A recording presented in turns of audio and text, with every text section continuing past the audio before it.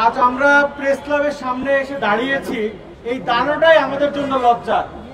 এই যে একটা বড় গণ অভ্যুত্থানের পর আমরা যে প্রত্যাশা নিয়ে সাংবাদিকতা করেছি বা করছিলাম, তার কোনোটি প্রতিফলন ঘটাতে পারেনি এই ইন্টারিম সরকার।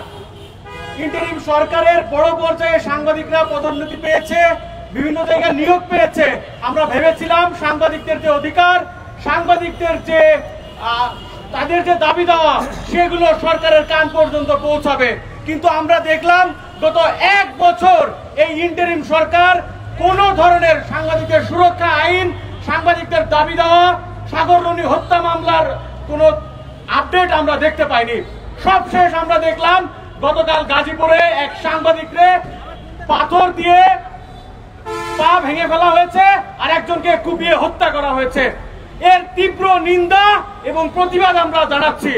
একই সঙ্গে বলতে চাই, এই হত্যাকাণ্ডগুলোর যারা ফ্রেমিং, ট্যাগিং করার চেষ্টা করেন, সাংবাদিকদের গায়ে হাত তোলার পরে তারপরেও যারা এগুলোকে লেজিবিলিটি দেওয়ার চেষ্টা করেন, তাদের বিরুদ্ধেও আমাদের এই কঠোর প্রতিবাদ অব্যাহত থাকবে।